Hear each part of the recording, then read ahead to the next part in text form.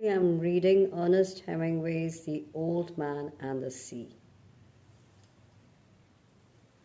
So here we have Yohan Pearl Library, published September 1982, fifth printing, copyright 1952 Ernest Hemingway, and it is by Yohan Publications Inc. So I'm going to read from the introduction, A Short Life of Ernest Hemingway. This story, Hemingway's great tale of man's striving and courage. The Old Man and the Sea won him a Pulitzer Prize in 1953, and in 1954 he was awarded the Nobel Prize for Literature.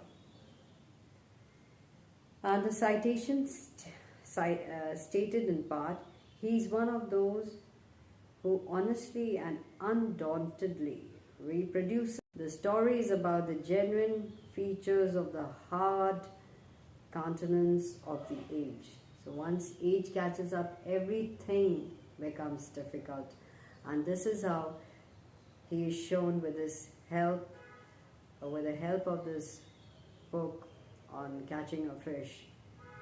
A person who has spent his entire life doing that, and now that he's become old, it becomes such a chore, such a difficult thing. Though he knows all the nuances of fishing, yet the book shows that once age catches up, it becomes, though tasks which were so simple become so difficult. So Hemingway once said, writing is architecture, not interior decoration. And absolutely, look at the way it's used these words and all. Let me just start with the first chapter. He was an old man who fished alone in a skiff in the Gulf Stream, and he had gone 84 days now without taking a fish. In the first 40 days, a boy had been with him, but after 40 days without a fish, the boy's parents had told him that the old man was now definitely and finally Salau, which is the worst form of unlucky. And the boy had gone at their orders in another boat, which caught 3 good fish the first week. It made the boy sad to see the old man come in each day with his skiff empty, and he always went down to help him carry either the coiled lines or the gaff, the harpoon, and the sail that were furled around the mast. The sail was patched with 4 sacks, and furled it looked like a flag of permanent defeat. The old man was thin and gaunt, with deep wrinkles in the back of his neck. The brown blotches, so here he goes on to describe the old man. Everything about him was old except his eyes, and they were the same color as the sea, and were cheerful and undefeated. So it's a metaphor for the sea, which is like always cheerful, and there's so much there with the sea. Santiago, the boy said to him as he climbed the bank from where the skiff was hauled up, I could go with you again. We made some money. The old man had taught the boy to fish, and the boy loved him. No, the old man said, you're with a lucky boat, stay with them. But remember how you went 87 days without fish, and then we caught big ones every day for 3 weeks? I remember, the old man said. I know you did not leave me because you doubted. It was Papa made me leave. I'm a boy and I must obey him. I know, the old man said. It's quite normal. He hasn't much faith. No, the old man said, but we have, haven't we? So, the conversation goes on, and in this book, he has a little friend and a little boy. So, there was an old boy, an old man with a little boy, and they often had conversations. So, that's also very interesting as you go through the book. And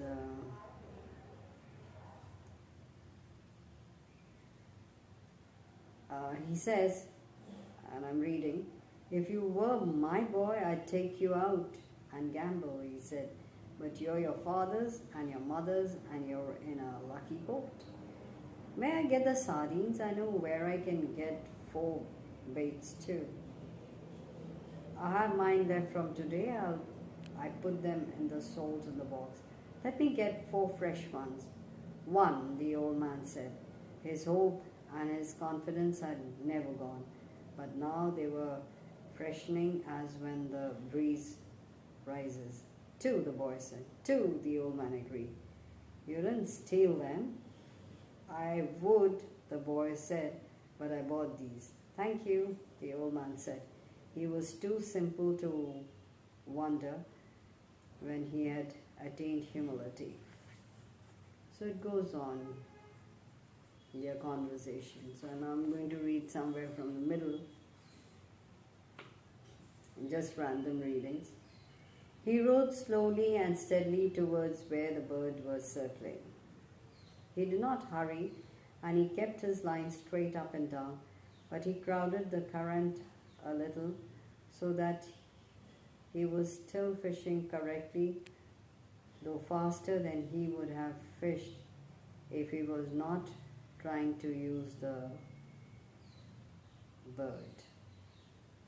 The bird went higher in the air and circled again, his wings motionless.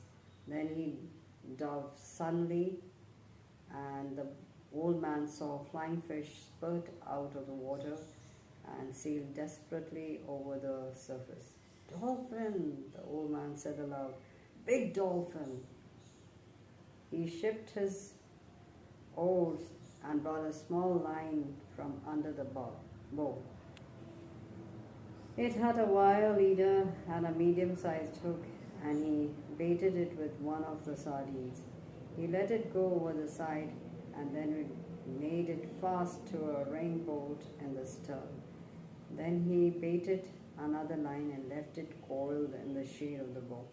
He went back to rowing and to watching the long-winged blackbird, who was working now low over the water. So he's out in the sea trying to catch a fish. "With so much flying fish, there would be dolphin," he said, and leaned back on the line to see if it was possible to gain any on his fish. But he could not, and it stayed at the hardness and water drop shivering that preceded breaking. The boat moved ahead slowly, and he watched the airplane until he could no longer see it. It must be very strange in an airplane, he thought. I wonder what the sea looks like from that height. They should be able to see the fish well if they do not fly too high. I would like to fly very slowly at 200 fathoms high and see the fish from above. In the turtle boats, I was in the cross trees of the masthead, and even at the height I saw much. The dolphin look greener from there, and you can see their stripes and their purple spots, and you can see all of the school as they swim. Why is it that all the fast-moving fish of the dark current have purple backs and usually purple stripes or spots? The dolphin looks green, of course, because he is really golden. But when he comes to feed, truly hungry, purple stripes show on his sides as on a marlin. Can it be anger or greater speed he makes that brings them out? Just before it was dark, As they passed a great island of sargasso weed that heaved and swung in the light sea as though the ocean was making love with something under a yellow blanket, his small line was taken up by a dolphin. He saw it first when it jumped in the air, true gold in the last of the sun, and bending and flapping wildly in the air, it jumped again and again in the acrobatics of its fear, and he worked his way back to the stern, and crouching and holding the big line with his right hand and arm, he pulled the dolphin in with his left hand, stepping on the ground, gained line each time with his bare left foot. When the fish was at the stern, plunging and cutting from side to side in desperation, the old man leaned over the stern and lifted the burnished goldfish with its purple spots over the stern.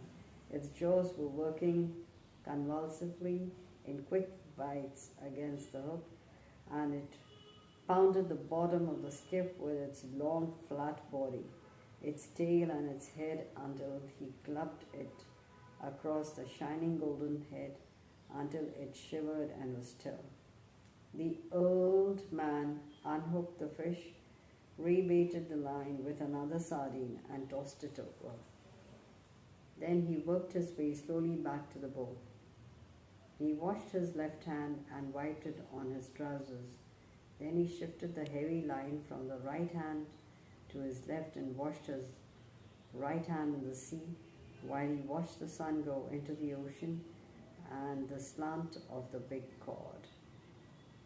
"He hasn't changed at all," he said, but watching the movement of the water against his hand, he noted that it was perceptibly slower.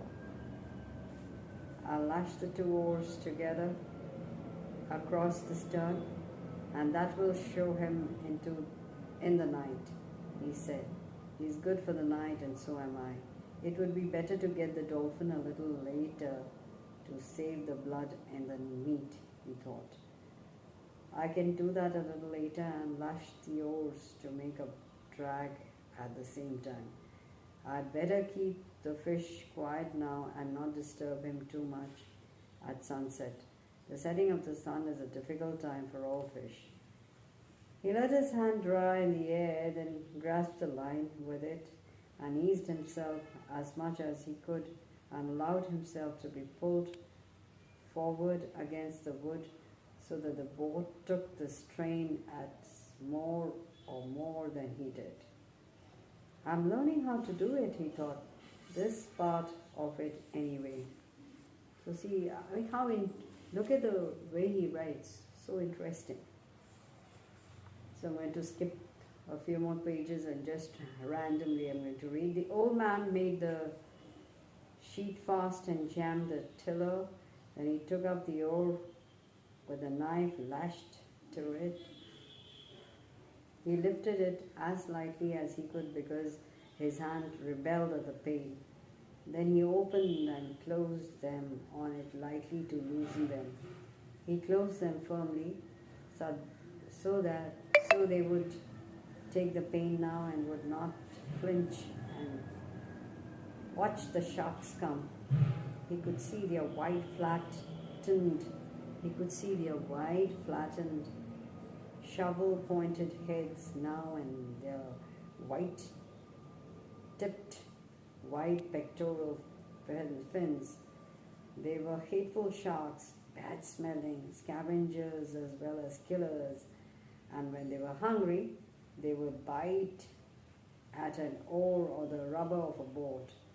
It was these sharks that would cut the turtles' legs and flippers off when the turtles were asleep on the surface, and they would hit a man in the water. So he's talking about sharks. If they were hungry, even if the man had to smell of fish blood nor of fish slime on him.